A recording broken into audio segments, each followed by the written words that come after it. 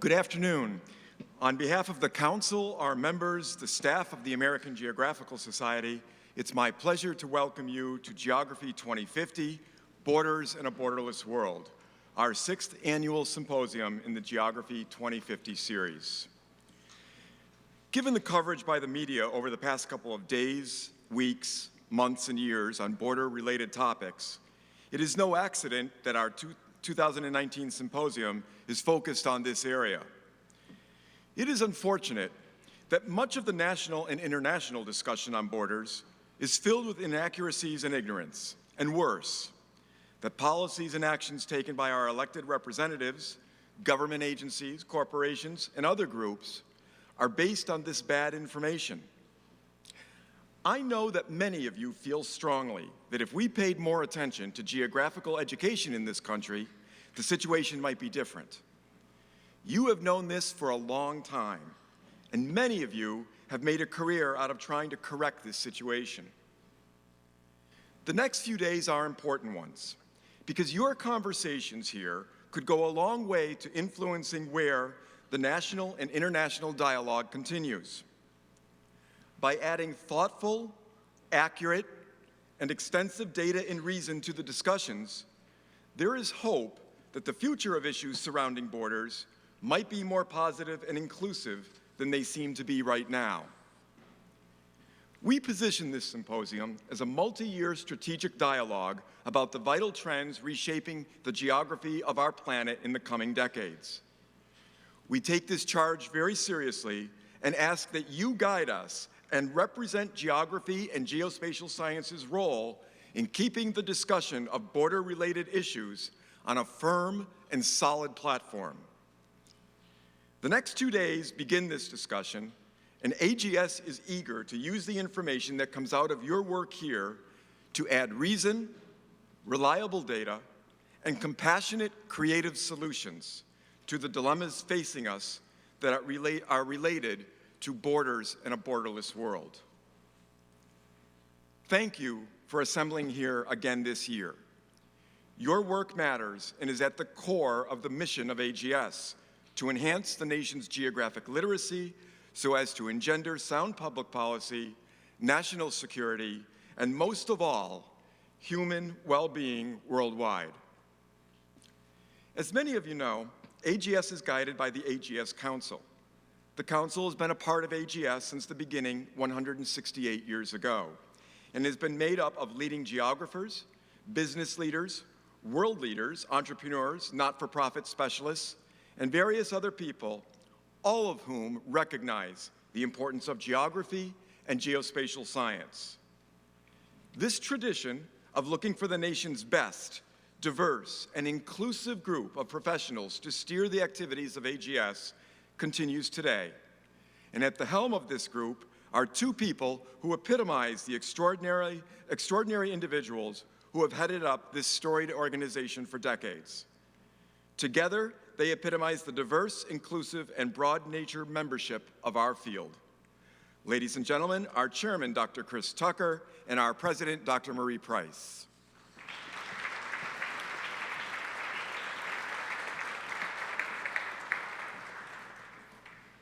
Good afternoon, everyone, and I'm so pleased to greet you and to begin Geography 2050.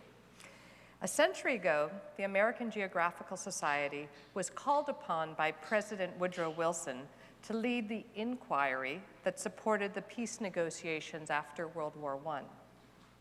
This year, the American Geographical Society, along with our partner, the Omidyar Network, launched the Ethical Geo Competition, in which we asked individuals to contribute their best ideas about the ethical challenges and opportunities posed by rapidly changing geospatial technologies and big data sources.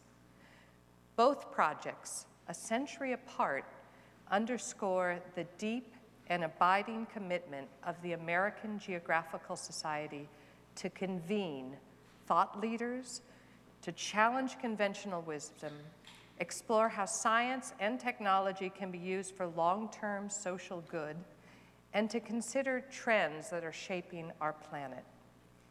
Geography engages us to think holistically and critically, about how the world is organized, the environments and patterns that exist on the ground or that humans create in their minds, the interconnections that exist between the physical and human environment, and the nature of places and regions, to quote an eminent geographer here in the room today. Today marks the 6th installment of a multi-year strategic dialogue we call Geography 2050, in which we consider borders and the borderless world.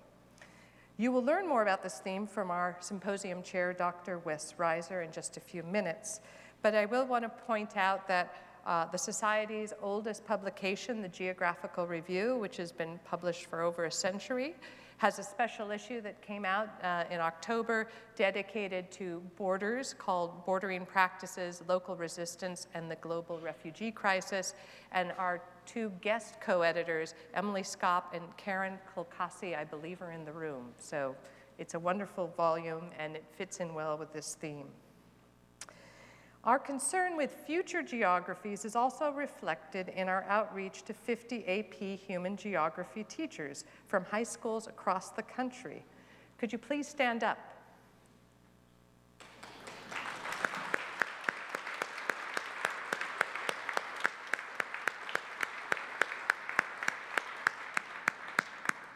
Welcome. We know that by working with you and having you join us in these discussions, that your students will have a deeper understanding of geography and all its possibilities. All this work would not be possible without the very capable staff of the American Geographical Society, led by Dr. John Konarski, and the talented members of the AGS Council, who give their time and resources to support the Society's mission.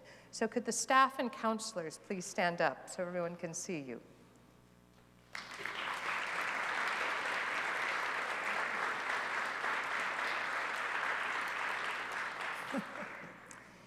And this year, I also want to acknowledge and thank 13 academic departments who became sponsors of the symposium this year. They include Hunter College, Department of Geography and Environmental Science, Colgate University, Department of Geography, Temple University, Department of Geography and Urban Studies, Kent State University, Department of Geography, Rutgers University, Department of Geography, Penn State University, Geodesign, University of Southern California, Dornsife Spatial Science Institute, University of Denver, Department of Geography and the Environment, University of Delaware, Department of Geography and Spatial Science, University of Connecticut, Department of Geography, the George Washington University, Department of Geography, University of Alabama, Department of Geography, and U.S. Military Academy, West Point, Department of Geography and Environmental Engineering. A round of applause for the department.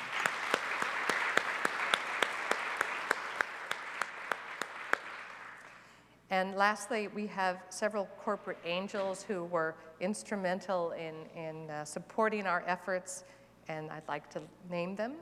Aerial Data Service, Ancura, Dean Wise LLC, Dewberry, Forward Slope Inc., Madison Springfield Inc., MapStory, Envision Solutions Inc., Optimal Geo, Orbital Insight, Sequel, 10X, and Trimble. Thank you all very much.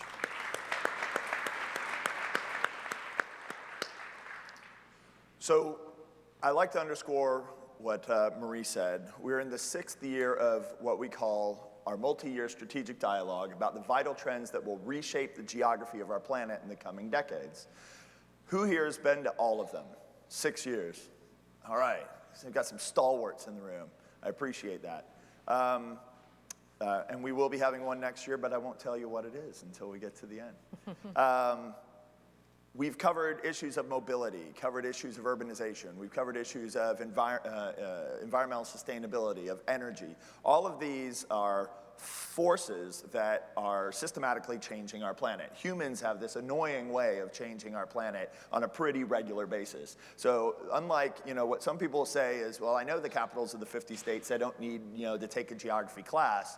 The only way you can understand the pulse of our planet is through actively engaging in geography, not just academically and professionally, right, but in your daily lives. And I think all of us here believe that. And hopefully this is our small contribution to the global community. But this only happens with the help of our partners and our sponsors. We've been very fortunate in our partnership with Columbia Earth Institute. I remember the first time we started this, we called Bob Chen, now counselor, and he was great as the director of season to help us get hosted here and started here, and they've been a wonderful partner. The Open Geospatial Consortium, the U.S. Geospatial Intelligence Foundation, and the Fund for the City of New York. But beyond our partners, we also have our premium sponsors, Fulcrum, Spatial Networks, the National Geospatial Intelligence Agency, and Omidyar Network, who have been great supporters of all of our activities. We have many other sponsors, MapStory, RGI, the Independent Evaluation Office, AAG, Nat Geo, and Esri, all in to support this year, Leidos and Pixia. A great mix of government agencies, of nonprofits, of corporations, and international organizations that have come to support. This year, we also had a great opportunity to kick off Ethical Geo as a new initiative that Marie outlined. And we all know that these technologies and these data sources have proliferated through our daily lives. And just like the discussions around artificial intelligence and cybersecurity, where we have started a discussion around the ethical implications, it was important when Peter Rabley, if he's here, he can raise his hand or stand up, from Omidyar Network approached us to bring government, industry, academia, and the social sector together to start that very important conversation that impacts all of our daily lives and helps shape our planet. What we were able to do with that funding is launch a new fellowship, our Ethical Geo Fellows program. Would our Ethical Geo Fellows please stand up? You'll be able to find them at the breaks because they have our purple. They have the purple little banner there on them.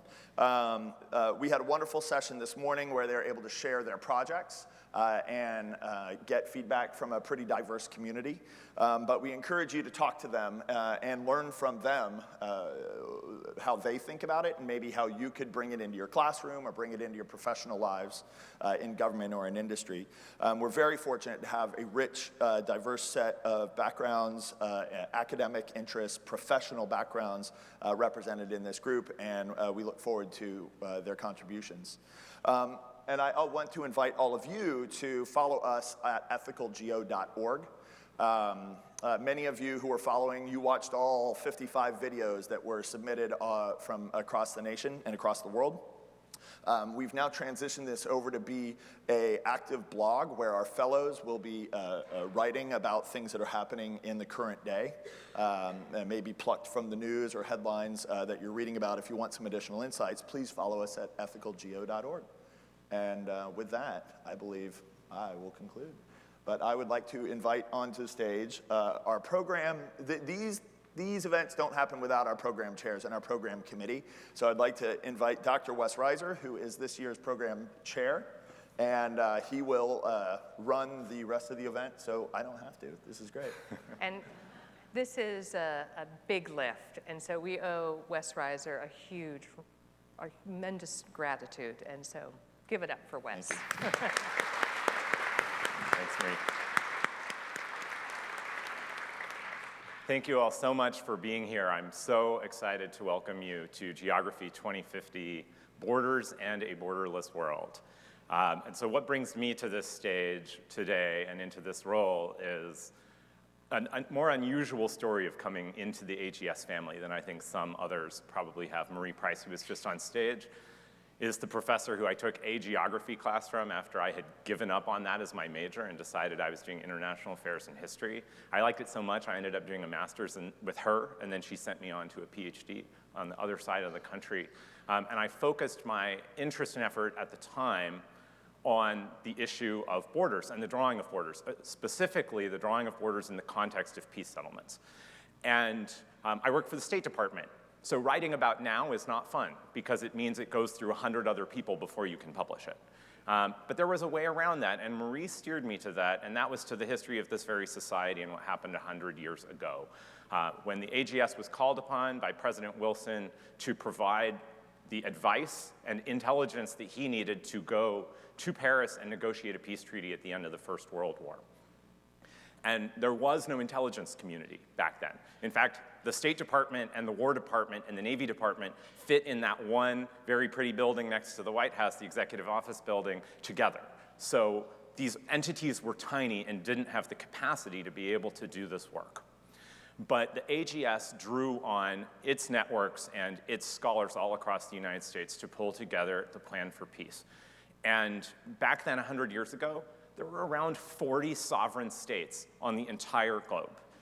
Today, there are over 200 entities, some of which have a flag over at the United Nations and others of which are more quasi, but still function like countries. And beyond those lines, the blurring of them is changing so fast in the world that we live in today. And how blurred those lines look, how borderless our world looks, is very different for different people. For an American carrying a US passport, we can go to most places in the world, a lot of them without even getting a visa. You can go onto Amazon and buy a product from practically anywhere in the world and have it on your doorstep in 24 to 48 hours. But the world looks a lot more bordered if you're a Syrian woman and her children fleeing conflict and being stopped at the border with Turkey, not even able to escape out of a situation of conflict and get to safety.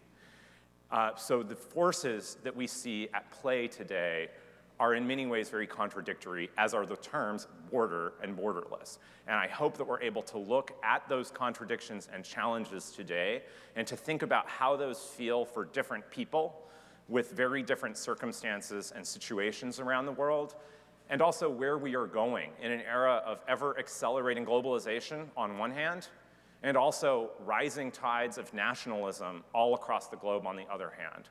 These two processes are playing out simultaneously, and it's hard to know where they will land 40 years from now, or 30 years from now, in 2050, and certainly beyond. But if you were to step back 100 years ago and look at the world then versus where it is now, no one could have even guessed.